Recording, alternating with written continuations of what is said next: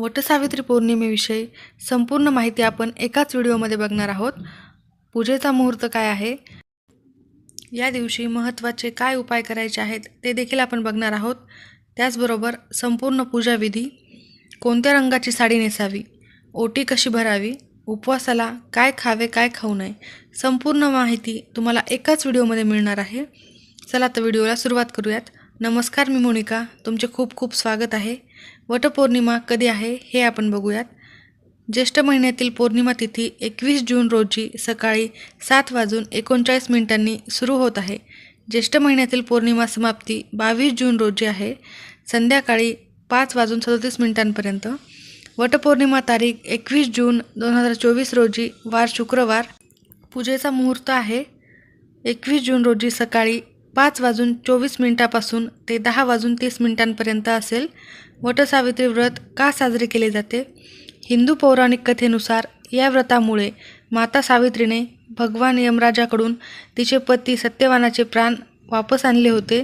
त्यामुळे दरवर्षी विवाहित स्त्रिया आपल्या पतीच्या दीर्घायुष्यासाठी आणि पतीला सुख समृद्धी लाभण्यासाठी हे व्रत करतात. वटसावित्री पौर्णिमेचे महत्त्व काय आहे? वटसावित्री व्रताच्या दिवशी विवाहित स्त्रिया वडाची पूजा करेपर्यंत निर्जल उपवास करतात. धार्मिक मान्यतेनुसार वटवृक्षाच्या खोडात विष्णू, मुळात ब्रह्मा आणि फांद्यांमध्ये शिव विराजमान आहेत. तसेच वडाच्या झाडाच्या बऱ्याच फांद्यांना पारंब्या असतात. यालाच सावित्री मातेचे रूप मानले जाते. त्यामुळे वटवृक्षाची पूजा केल्याने देवांचे आशीर्वाद लाभतात असे मानले जाते. या दिवशी स्त्रिया उपवास करतात, वडाच्या झाडाला फेऱ्या मारून प्रार्थना करतात. 7 जन्म हाच नवरा मिळू दे असे वचन देखील मागतात. जाणून घेऊयात वटपौर्णिमेची योग्य पूजा पद्धत. त्याचबरोबर या दिवशी कोणत्या रंगाची साडी नेसणे शुभ राहील हे आपण या व्हिडिओमध्ये बघणार आहोत.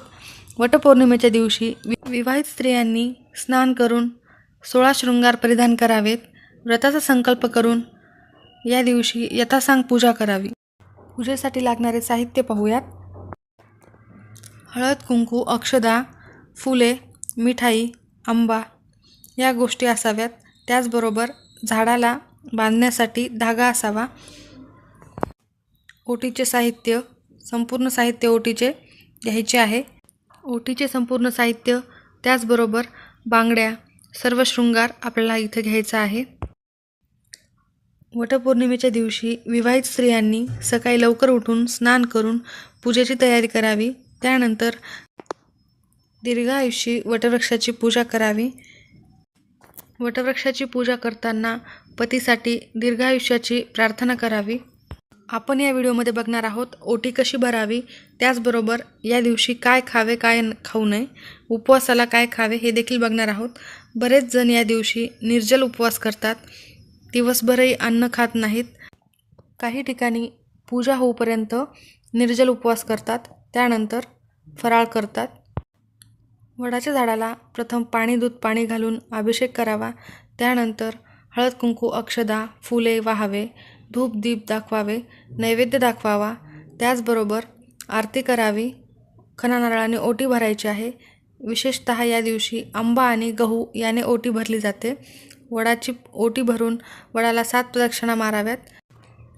धागा आपल्याला 7 वेळेस वडाला गुंडाळून प्रदक्षिणा मारायच्या आहेत. मनोभावे प्रार्थना करायची आहे. वडाला मनापासून मागायचे आहे पतीचे दीर्घ आयुष्य, त्याचबरोबर सुख, शांती, समाधान घरात नांदावे अशी देखील प्रार्थना करावी. वडामध्ये संपूर्ण देवतांचा वास असल्यामुळे ब्रह्मा, विष्णू, महेश तिन्ही अवतार या वडामध्ये असल्याचे सांगितले जाते. त्यामुळे वडाला तुम्ही कोणतीही मनोकामना मागितल्यास पूर्ण होईल.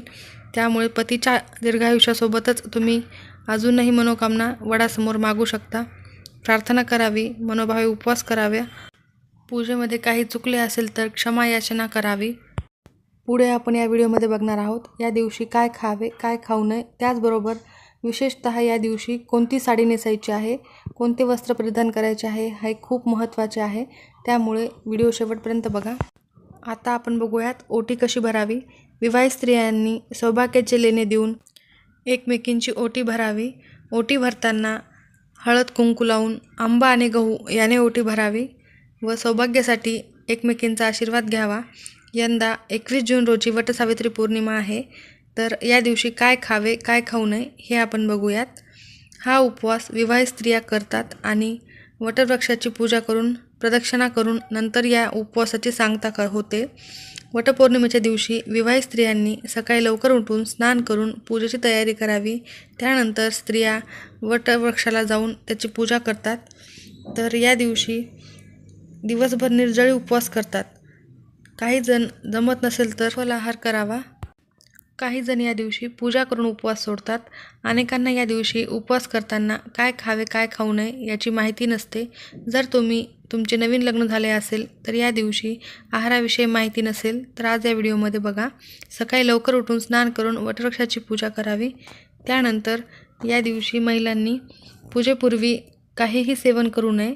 व्रत पाळणाऱ्या महिलांनी पाण्याचा एक थेंबही आणि अन्नाचा एक कणही खाऊ नये असे म्हणले जाते. पण तुम्ही पूजा होईपर्यंत अन्न खाऊ नका. त्यानंतर तुम्ही फलाहार घेऊ शकता. उपवास करणाऱ्या महिलांनी उपवासाच्या दिवशी कोणत्याही प्रकारचे धान्य खाऊ नयेत. अनेक ठिकाणी या दिवशी हरभरा आणि बेसनापासून बनवलेल्या वस्तूंचा वापर केला जातो. अशा स्थितीत हरभरा आणि बेसनापासून बनवलेल्या वस्तूंचा प्रसाद म्हणून तुम्ही खाऊ शकता. या दिवशी तांदूळ, डाळ आणि इतर पिठांपासून बनवलेल्या वस्तूंचे सेवन करू नये. वटसावित्री व्रतामध्ये तुम्ही शुद्ध मिठाई, हलवा किंवा फळे खाऊ शकता.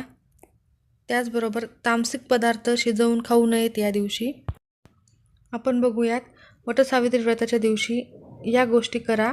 वैवाहिक जीवनात राहील सुख सौभाग्य. ज्योतिषशास्त्राने वटसावित्री व्रताच्या दिवसांबाबत अनेक नियम दिले आहेत. या नियमांचे पालन केल्यास पूजा पूर्णतः फलदायी होते. चला तर त्याबद्दल जाणून घेऊयात. पारंपरिक धर्मात वटसावित्री पौर्णिमेचे हे व्रत महिलांसाठी महत्त्वपूर्ण मानले जाते. या व्रताच्या प्रभावाने कुटुंबात सुख समृद्धी येते. हे व्रत 21 जून रोजी साजरे होणार आहे. असे म्हटले जाते की हे व्रत पाळणाऱ्याच्या घरात सुख समृद्धी येते, तसेच पतीला दीर्घायुष्य लाभते. या दिवसाबद्दल ज्योतिषशास्त्राने अनेक नियम सांगितले आहेत. या नियमांचे पालन केल्यास पूजा पूर्णतः फलदायी होते. या दिवशी वटवृक्षाची पूजा केली जाते. हा दिवस खूप शुभ मानला जातो. वटवृक्षाला या गोष्टी अर्पण करा. वटसावित्री व्रताच्या दिवशी गाईचे दूध पाण्यात मिसळून वटवृक्षाला अर्पण करावे. यामुळे सर्व मनोकामना पूर्ण होतात. वटवृक्षात भगवान विष्णू, भगवान शिव आणि ब्रह्मदेव राहतात असे म्हणतात. अशा वेळी वटवृक्षाची पूजा योग्य पद्धतीने केल्यास जीवनातील सर्व प्रकारच्या समस्यांपासून मुक्ती मिळते. त्यानंतरचा उपाय आहे, वडाच्या मुळाजवळ अभिषेक करून पुरुष सूक्तासह षोडशोपचार पंचोपचार पूजा करावी, आरती करावी. वडाच्या झाडास हळद कुंकू वाहून आंबा आणि दूध साखरेचा नैवेद्य दाखवावा. वडाच्या झाडाला सुती दोरा गुंडाळून 5 किंवा 7 प्रदक्षिणा घालाव्यात. हे झाड देवाचे प्रतीक मानले जाते. वटवृक्ष सकारात्मक ऊर्जा प्रसारित करते. अशा वेळी मनोभावे यथासांग आणि योग्य पूजा करावी. आता आपण बघूयात या दिवशी विवाहित स्त्रियांनी कोणती साडी परिधान करावी. व्रताचा संकल्प करून या दिवशी पिवळ्या रंगाची साडी परिधान करणे शुभ ठरेल.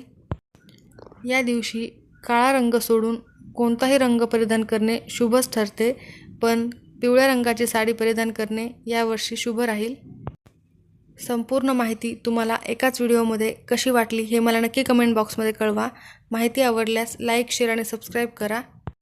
धन्यवाद.